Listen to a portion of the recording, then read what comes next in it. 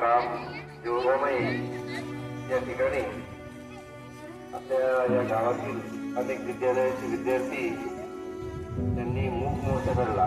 त्याचं प्रयोजन कारण यापूर्वीच या ठिकाणी सांगितलं होतं, तरी सुद्धा परत एकदा मी आठवण करून देतो.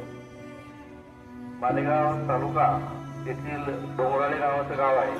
त्या गावामध्ये सुवर्णकार समाजाच्या कुटुंबातील अगदी 3 वर्षाची चिमुकली, तिचं नाव आहे. तर या ठिकाणी या निमित्तानं विचार या ठिकाणी व्यक्त करावे. त्यानंतर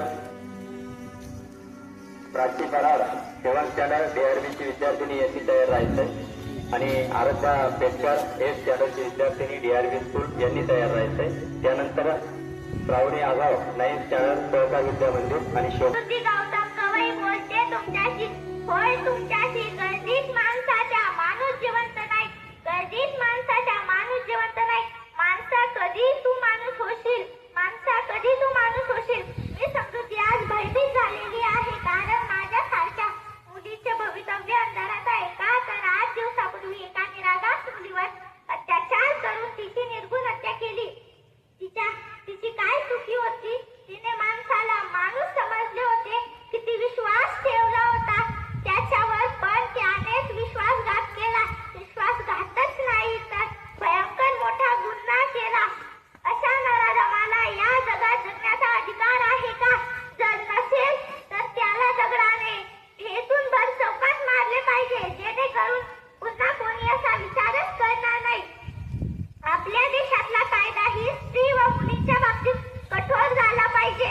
त्या नीच नराधमाला ठेचून काढा, हीच माझी सर्व मुलींच्या वतीने मागणी असून यज्ञाला न्याय मिळावा, यज्ञाला न्याय मिळावा हीच विनंती सरकारला सर्व मुलींच्या वतीने मी करते. जय हिंद, जय Bharat. Girls should be protected from the violence like rape. Laws exist, but the changing in attitude is the key to ending violences like this. The man who did this disgusting act shall be punished. Girls are not the burden of the society. They are the pride of a nation. We should maintain the balance of girls and boys. Girls are pride and should be kept secure and shall be protected. Thank you. Thank you. Dear Kathy and dear शिकली तर ती दोन्ही घराचा उद्धार करते.